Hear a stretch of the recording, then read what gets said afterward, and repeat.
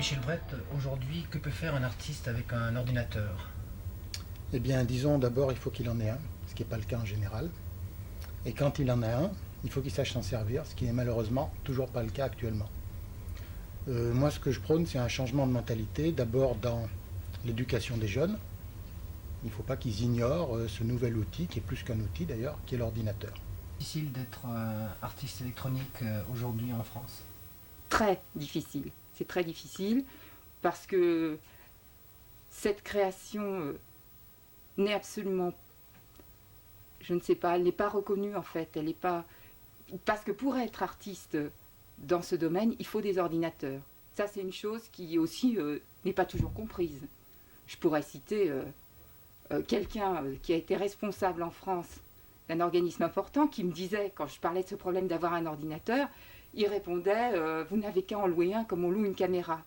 Alors c'était la non-compréhension totale de ce que c'est que créer cette image. Il faut en permanence être sur le terrain. C'est cette interaction permanente et sur une longue durée qui peut produire peut-être une émergence esthétique.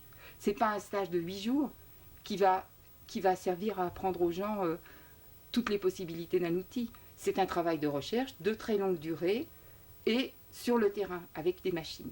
Voilà. Alors le problème de trouver des machines qui jusqu'à présent coûtaient cher, ça évidemment, ça devient un problème politique. Donc, disons qu'en France, j'ai pas ressenti à aucun moment que, par exemple, le plan recherche-image, j'ai pas senti qu'il ait soutenu la création ni la recherche en fait. Et ce résultat, à vos yeux, est-il probant? Eh bien, on commence à voir des images très extraordinaires qui nous viennent des États-Unis. Je pense en particulier aux images de Digital Effect ou aux images de Kawaguchi du Japon. Mais pour ce qui est de la production courante que l'on voit sur nos écrans, moi je suis assez déçu. On voit des images extrêmement froides qui ne font que refléter des délires d'ingénieurs, n'est-ce pas? Ce sont des perspectives impeccables, des lissages merveilleux. Ce sont des prouesses technologiques, mais à laquelle il manque une fibre artistique certaine. Alors la raison, je pense, c'est que les artistes n'ont pas encore accès aux machines produisant des images informatiques. Mais ça viendra. Comment tous deux jugez-vous la qualité de la production française? Et au vu des images de ce matin, êtes-vous satisfait, étonné ou déçu? Well, I'll speak on that first. It's clear at first glance that they don't have the computer facilities that we have in the United States. Je veux bien en parler. Tout d'abord, il est bien évident qu'ils n'ont pas les facilités matérielles dont nous bénéficions aux États-Unis. Mais je dirais que je suis très impressionné par la créativité d'une certaine animation française. Par exemple, ce matin, nous avons vu le travail de Michel Brett, et certes, s'il travaille avec de l'équipement primitif, en égard aux standards américains, et que de plus, j'ai l'impression qu'il fait la plupart des choses seul, sans personnel pour lui donner un coup de main.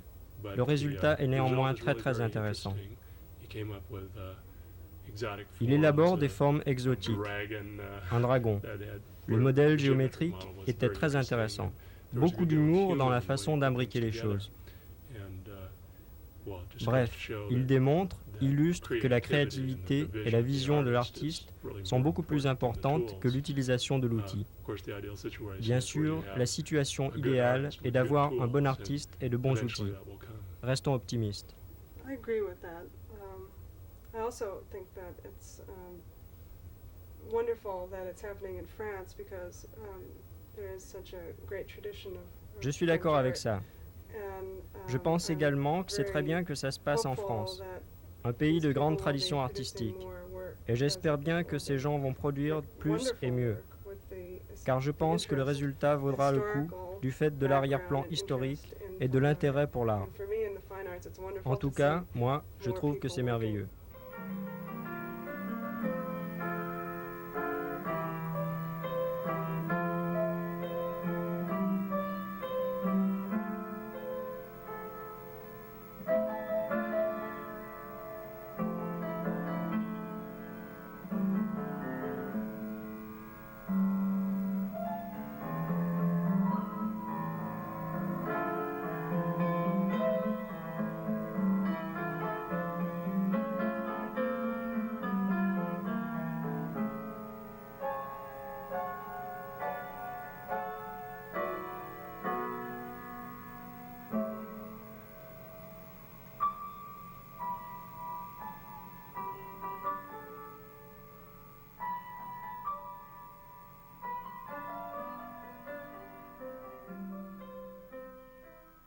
Marie-Hélène Tramu, vous dites que dans la nature même du rapport avec la machine, après l'introduction des données, le créateur attend.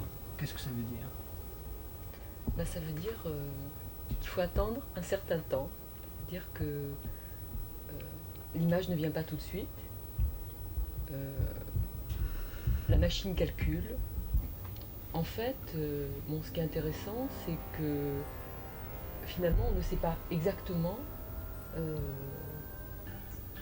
quelle va être l'image. Et l'image qui va s'afficher devant nous va, d'une certaine manière, nous étonner. Il va falloir créer, soit en programmant, comme le fait Monique Nahas, en créant de nouveaux algorithmes, en inventant de nouveaux algorithmes, soit en jouant sur des paramètres différents. Moi je ferais plutôt ça, c'est-à-dire en utilisant le logiciel, essayer de nouveau de créer un nouvel écart et d'avoir une image qu'on n'a jamais vue. Et c'est ça qui est intéressant. C'est-à-dire que l'informatique, c'est pas maîtriser l'image de plus en plus, essayer de la coincer, de maîtriser tous ces paramètres, c'est au contraire se créer des conditions de création qui vont faire que l'image de nouveau échappe et crée la surprise même pour le créateur. Dans l'arrivée de cette surprise, vous n'êtes jamais insatisfaite? Oui, on peut être déçu, insatisfait, et on va de nouveau retravailler, modifier ce qu'on peut modifier, essayer de créer des aberrations, soit au niveau de la perspective, soit au niveau des textures. Mais des fois, effectivement, l'image nous laisse insatisfait, mais ça n'a pas d'importance puisqu'on peut ensuite remodifier, aller encore de l'avant, changer en permanence l'ensemble des paramètres qui sont la base de l'image elle-même. Donc il y a cette interactivité qui est aussi intéressante et qui fait qu'une image, à la limite, n'est jamais finie. Et que si on est déçu, on a qu'à continuer à travailler ou en faire une autre, à la rigueur. L'image synthétique a une puissance de baroque, une puissance d'expression nouvelle qui est complètement évidente. Aussi une puissance de singularité. Parce que, par exemple, j'ai entendu dire, même dans ce colloque, que l'image synthétique impliquait la régularité, impliquait la répétition. Par exemple, en architecture. C'est complètement faux. Si on veut faire de la répétition, évidemment, c'est très facile. Mais si on veut produire que des événements se déforment, se fractionnent, se mettent de mille et une façons, et si on veut le faire de façon complètement individuelle, mais on peut. Et c'est fait, en fait. Il n'y a plus à en discuter. Étiez-vous déçu par la peinture et la sculpture, et par le biais de l'art électronique, cherchez-vous à réveiller ces deux arts? Oh non, je sais pas Sandra, mais non, ça n'a rien à voir. On a toujours les mêmes préoccupations poétiques ou d'aborder l'espace par exemple, ou toujours une démarche, je veux dire, intellectuelle et poétique, oui, qui reste et qui continue. C'est simplement les moyens qui changent. Et les moyens changeant, ça veut dire une approche complètement différente, c'est sûr. Ça fait intervenir plein d'autres paramètres, mais qui continuent à alimenter la même démarche artistique, je veux dire. Dans cette utilisation de la 3D, il y a une notion très importante, celle de l'espace. C'est exact. En fait, nous entrons dans un monde nouveau. Les 3 dimensions, par cet espace-là numérique, nous amènent à la 4e dimension. Il y a toujours un rapport supplémentaire avec le temps. Et ce rapport supplémentaire avec le temps nous pousse les possibilités de l'espace et surtout bouleverse complètement les notions normales et classiques de physique, même de l'œil, des fuites, des horizons. Quelle gymnastique êtes-vous amené à faire pour concevoir une telle image? On est obligé de penser en 3 dimensions, on ne pense pas en 2 dimensions, on ne pense pas image, on ne pense pas à plat. On est obligé de penser en volume, de tourner autour, on est obligé d'avoir l'espace et même la matière à la limite dans la tête. Parce que quand vous construisez avec des herbes, c'est pas la même chose que quand vous construisez avec des bouts de bois énormes. Et avec l'ordinateur, on a cette sensation-là, on construit avec des éléments, avec des choses, et même avec le matériau. Bon, la manipulation est plus imaginaire, mais elle est réelle. Elle est imaginaire, mais elle est réelle.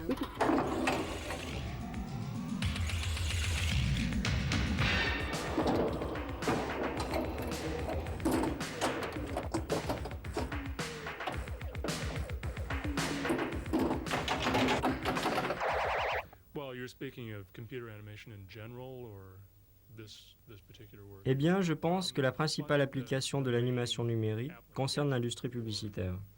Spot télé, pub, logo, ce genre de choses. Ainsi qu'une partie minime traitant des effets spéciaux dans les films, le cinéma. Et puis, bien sûr, il y a les gens qui font de l'animation numérique un médium artistique, et ce, totalement.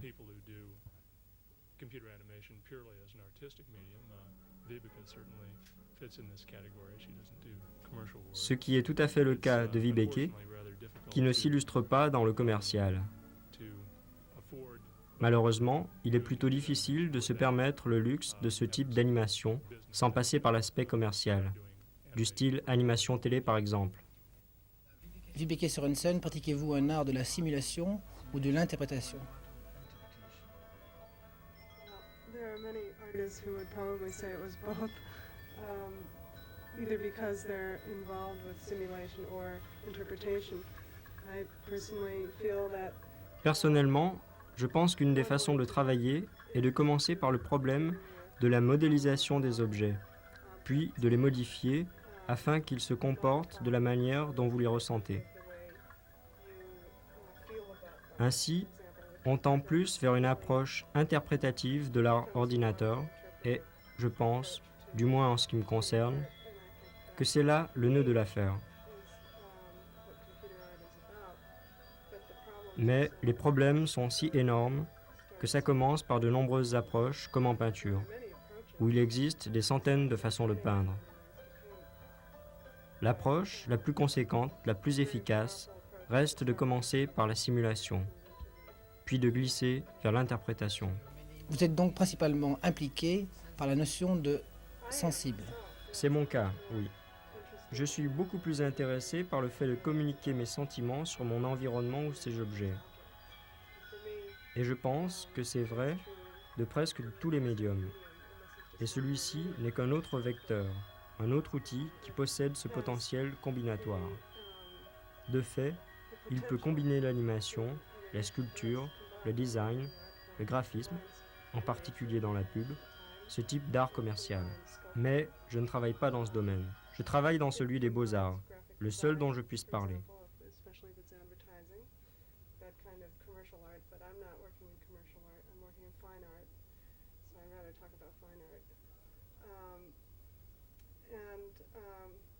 Or, vous avez la possibilité de travailler quelque chose qui a l'apparence de la réalité, mais se comporte comme si ce monde n'était jamais advenu. Et là est la partie interprétative. À quel type de difficultés êtes-vous confronté aux États-Unis? C'est curieux. Il y a acceptation plus du côté des universités, des collèges que des musées par exemple, bien que certains, dans divers endroits des États-Unis, aient commencé à montrer quelques intérêts. Quelqu'un me disait que même les musées d'art moderne considèrent l'art contemporain du début du siècle jusqu'aux années 50. Et que d'ordinaire, ils ne considèrent pas tant les artistes travaillant aujourd'hui que ceux qui travaillaient il y a 20 ans. Aussi, doit-on faire face à des difficultés.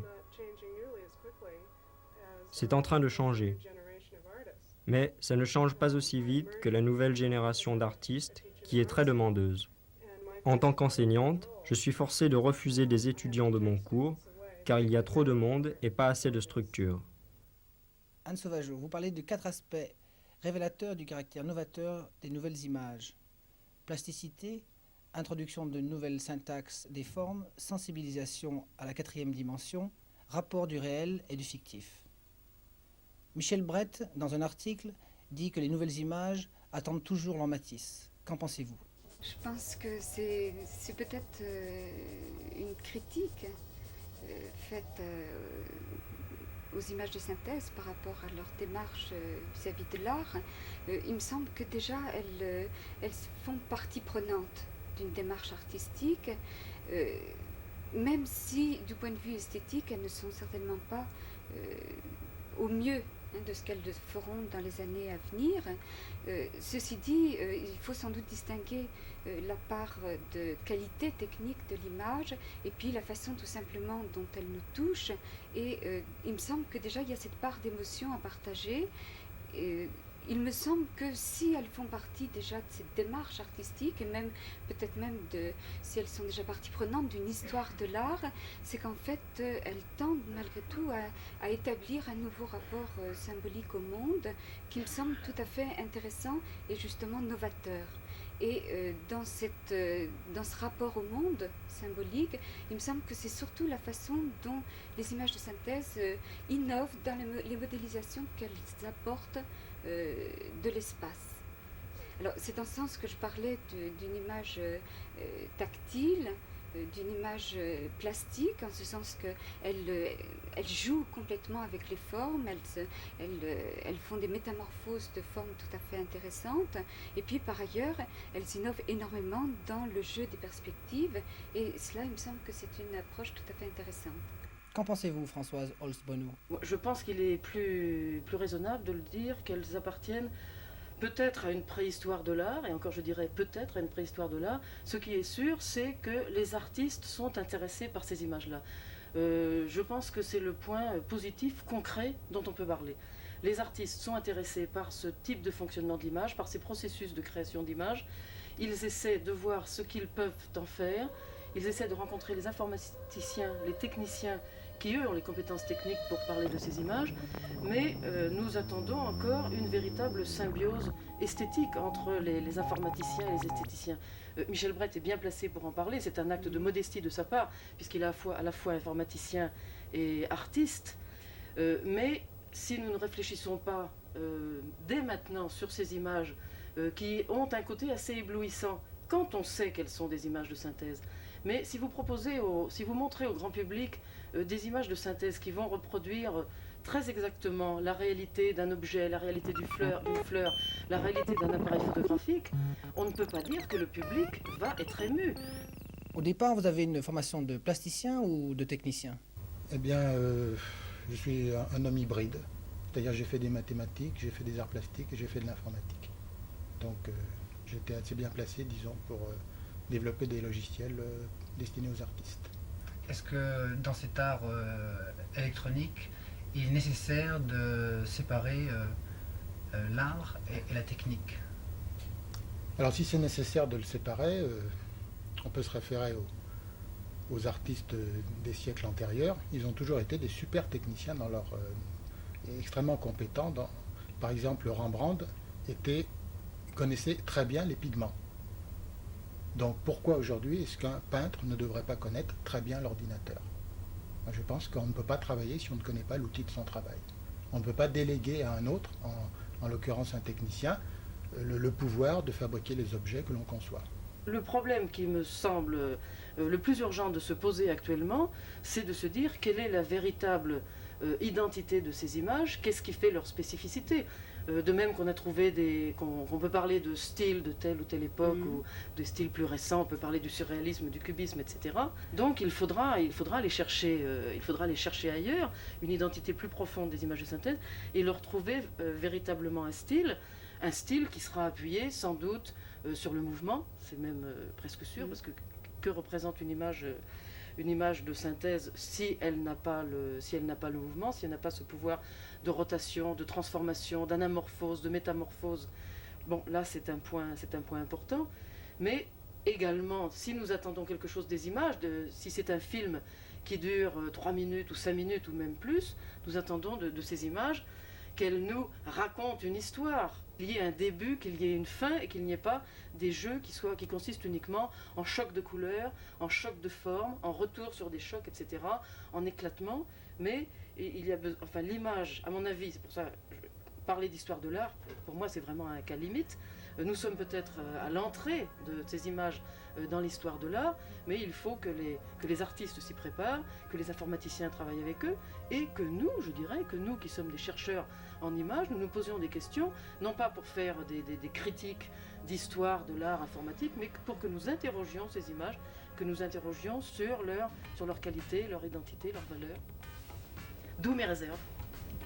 Anne Sauvageau?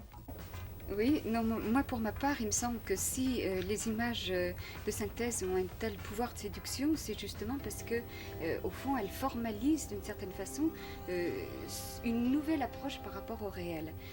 Bien sûr, peut-être la première démarche de la part des informaticiens, ça a été de se calquer, de réussir au fond à approcher le réel et à simuler le réel. Mais il me semble que là où est vraiment la fascination possible de ces images, c'est la façon dont elles vont pouvoir nous donner un accès justement à ce qui pour nous était de l'ordre de l'invisible. Quand j'ai observé ces images, quand j'ai vu ces images ce matin d'Annette Green, avec toutes ces perspectives tout à fait paradoxales, où en fait, bon, bien sûr, peut-être il ne s'agit que d'illusions optiques, où en fait on passe par une porte et on débouche dans un univers complètement inversé, avec des effets, des impressions de vitesse. Moi, il me semble que là, il y a quand même une émotion créée qui, elle aussi, débouche sur un nouveau vécu de l'espace. Peut-on parler de mythomorphose? Si on veut, pourquoi pas de mythomorphose ou de mythologie ou... On n'a pas peur de tomber dans une impasse? Ah non, pas du tout. Non, alors là, vraiment, j'y crois dur comme fer. Donc la route est ouverte? La route est ouverte pour tout le monde. Merci. Monique Naas, êtes-vous contente des outils que vous utilisez? Non, pas vraiment. Bien que ce soit pour le moment moi et Hervé Huitry qui les ayons construits. Non, c'est encore... disons, c'est encore lourd, c'est encore assez compliqué. Mais nous sommes satisfaits de temps en temps d'arriver à exprimer quelque chose de nous avec ces outils-là, qu'on a l'impression qu'on ne pourrait pas exprimer avec un autre logiciel, justement. En fait, la question que vous me posez, c'est du rapport du créateur avec son logiciel. Et il me semble que c'est quelque chose que les gens qui regardent les images synthétiques oublient souvent, c'est que derrière, il y a tous ces algorithmes, tous ces ensembles de recettes qui sont en fait la technique de cette peinture maintenant. Et pour créer des choses nouvelles, il faut aussi créer des techniques nouvelles. Je ne dis pas c'est mauvais, il y a trop d'effets, mais je dis les effets qui existent là, je voudrais les voir au service d'un scénario, je voudrais les voir au service d'une histoire, je voudrais les voir au service d'une narration, je voudrais les voir au service d'une œuvre. On juxtapose des sens qui sont très forts, et de cette confrontation des sens, des différents sens, des séquences d'images, va naître je ne dirais pas une information, mais va naître une émotion, et sur cette émotion va s'enclencher une autre émotion. Mais encore une fois, actuellement, c'est plutôt une juxtaposition de sens qu'un enchaînement de sens. C'est comme ça que je situerais le problème du sens. Anne Sauvageau, un mot pour conclure? Mais il me semble que, bien sûr, ces images ne sont encore qu'à leur balbutiement, mais en même temps pleines de promesses. D'accord, là.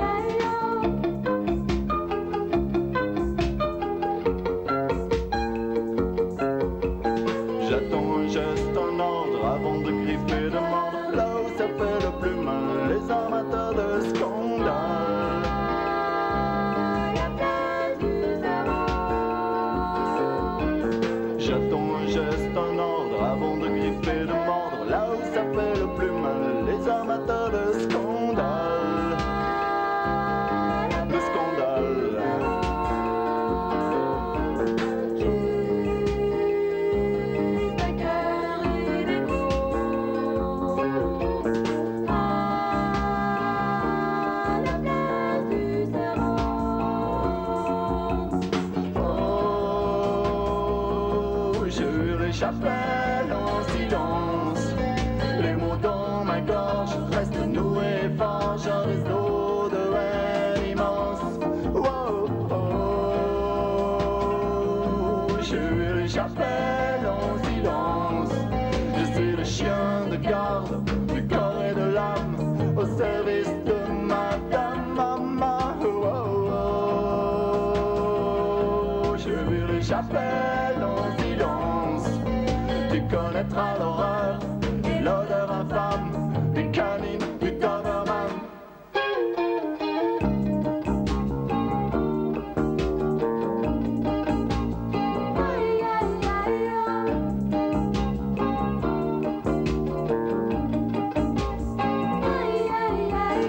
Dans un froissement de soie, elle se réveille, étend les bras et se dresse. Mes oreilles, sans doute a-t-elle besoin de moi. Au fond du lit, elle m'attire entre ses jambes, toujours plus bas. Sous ses draps règne un empire dont je deviens parfois le roi.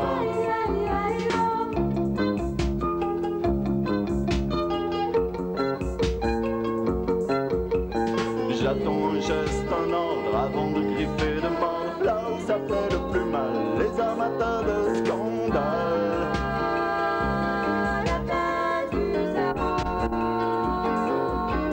J'attends un geste, un ordre avant de griffer, de mordre. Là où ça fait le plus mal, les amateurs de scandale. De scandale.